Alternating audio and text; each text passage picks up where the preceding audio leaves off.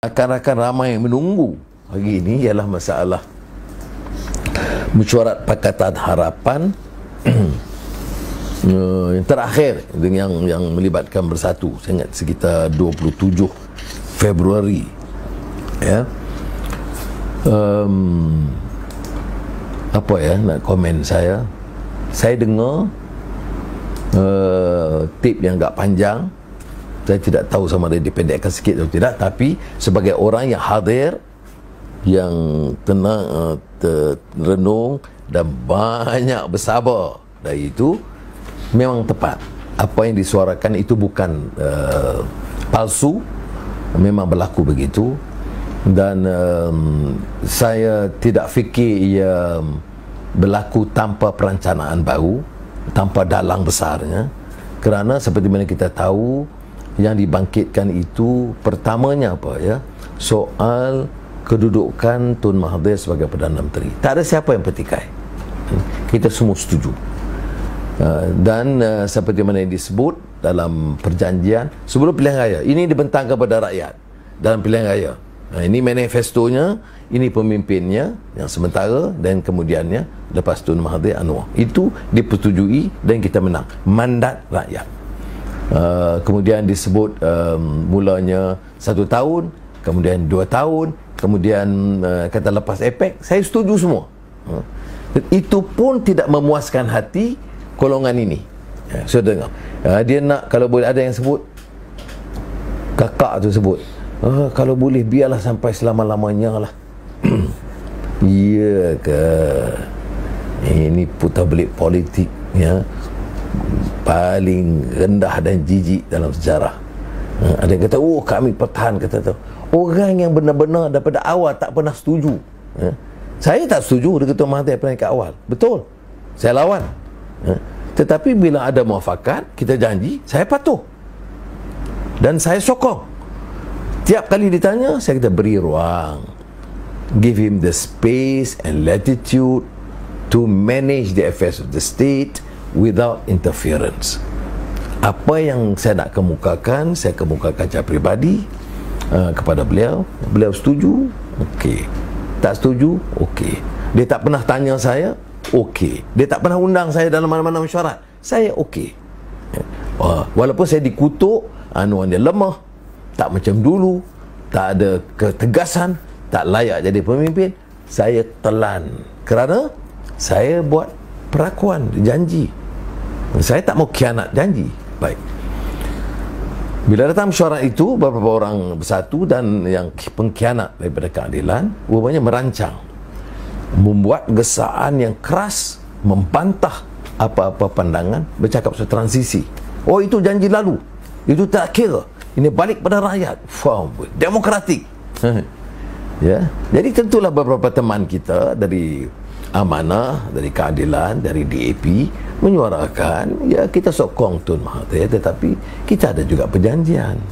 Ini dari 1 tahun ke 2 tahun, ke lepas APEC, ke lepas 3 tahun, kemudian sampai bila-bila. Jadi dah bertentangan dengan perjanjian, maksudnya mengkhianati perjanjian, bukan saja dalam kertas di antara Pakatan Harapan, tetapi kepada rakyat. Kepada rakyat. Setelah dengar panjang begitu begini, bertelagah sebagainya, saya pun tahu sandiwara politik masa itu. Saya pun lama juga dalam politik. Saya dapat baca ini orang nak cari alasan, terutama daripada Bersatu, untuk, dan juga pengkhianat, untuk kata kami tak setuju akan keluar. Saya dapat baca, maka saya pun konsisten dengan sikap saya sebelum ini. Tak usahlah berebut, berkelahi, ya. Kita ikhtiar, kita berunding, fatawakkal ala Allah. Ya.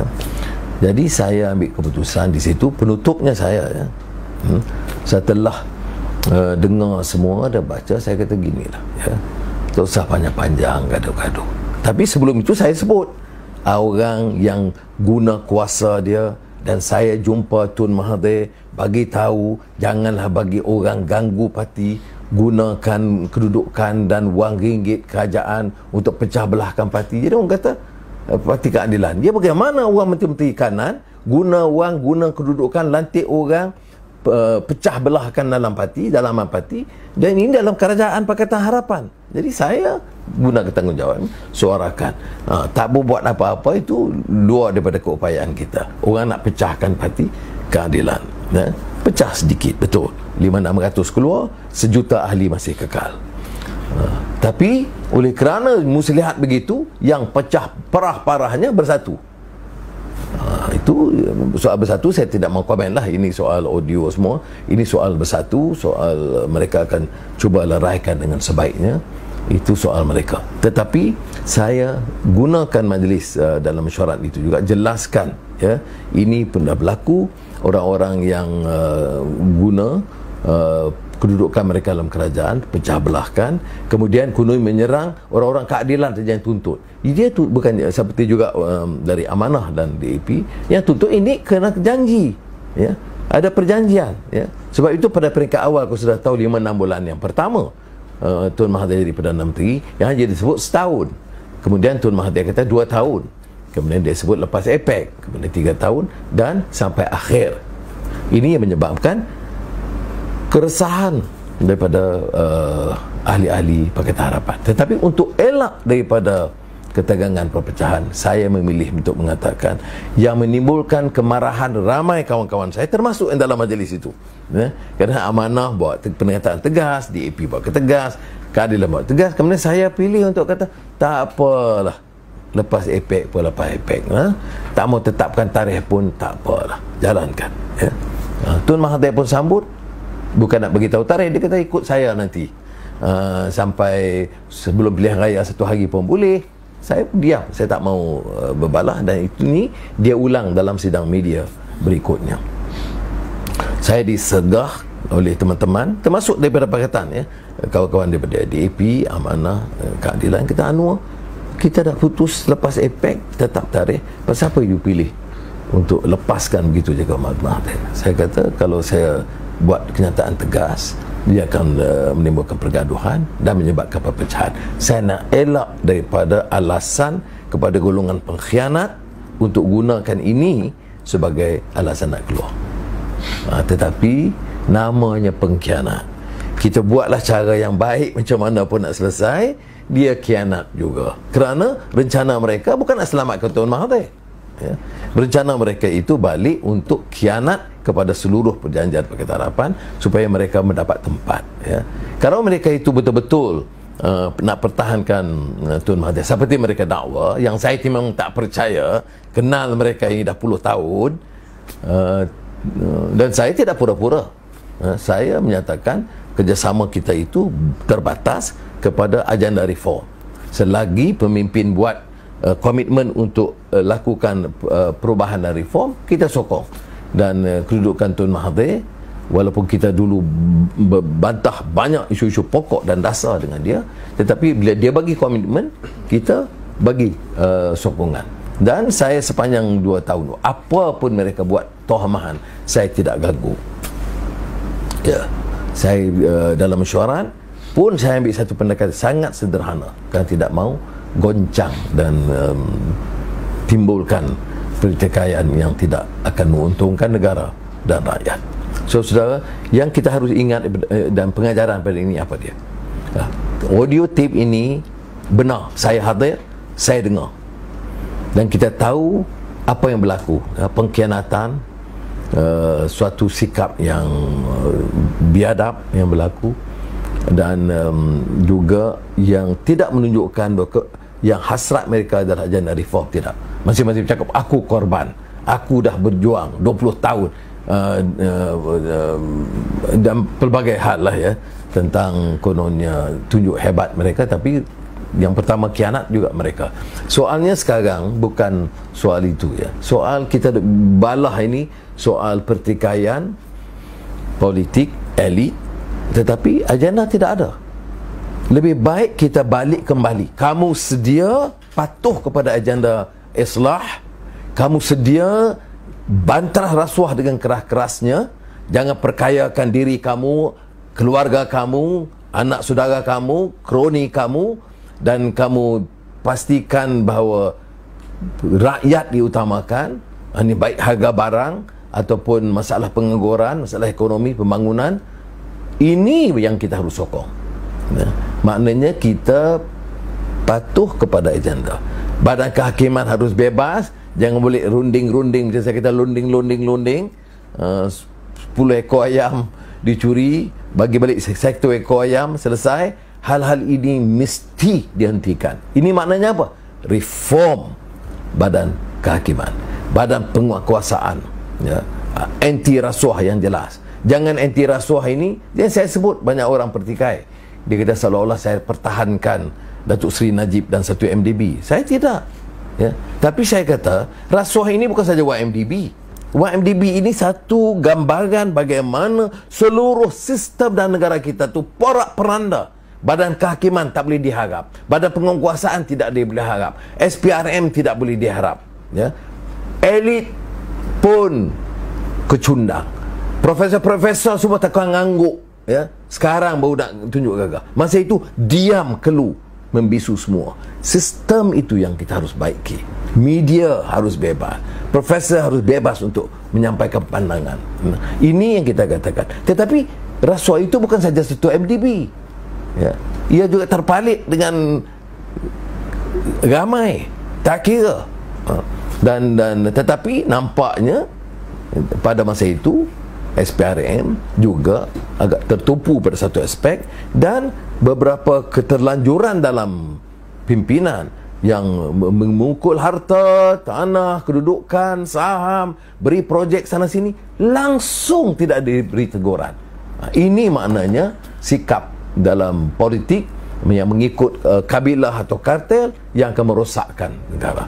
Kita sokong perubahan dan reform ini bukan soal Anwar atau siapa-siapa. Siapa yang patuh kepada reform, jalan reform, itu harus didukung.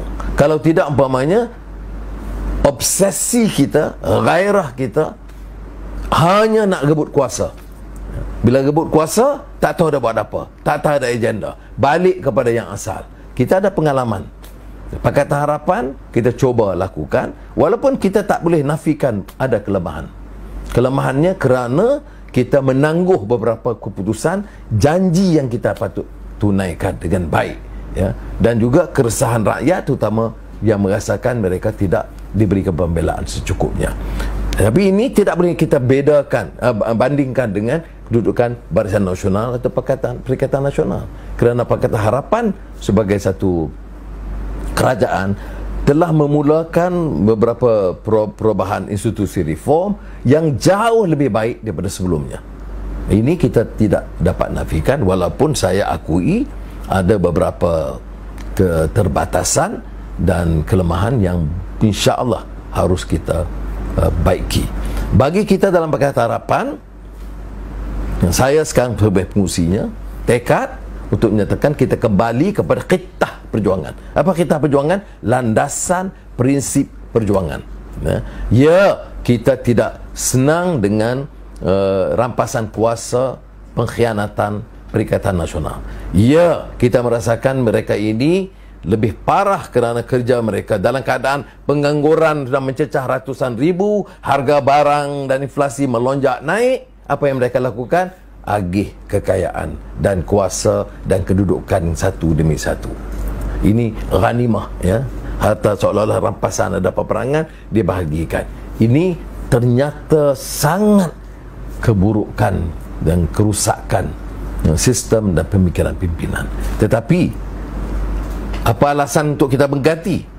Kita mampu ganti hanya kerana tekad kita membuat sesuatu yang lebih baik. Hanya dengan menolak rasuah, dengan menolakkan kuasa itu untuk memperkayakan suku sakat kita. Semoga Allah SWT memberikan kekuatan pada kita dan berikan kesabaran dan kebijaksanaan. Sabar. Orang saya pun tak fahamnya, orang marah saya sebab sabar. Marah patut, tak sabar. Ada selama ini umpamanya caci Anwar ni berebut saja, dia nak gulingkan Mahathir segera, dia tak sabar. Dengar tips ni baru tahu sebenarnya, ya, siapa khianat, siapa tak sabar, siapa nak sabotaj, siapa dalang, siapa pemain dalam wayang kulit yang berlaku dalam babak terakhir. Wassalamualaikum warahmatullahi wabarakatuh.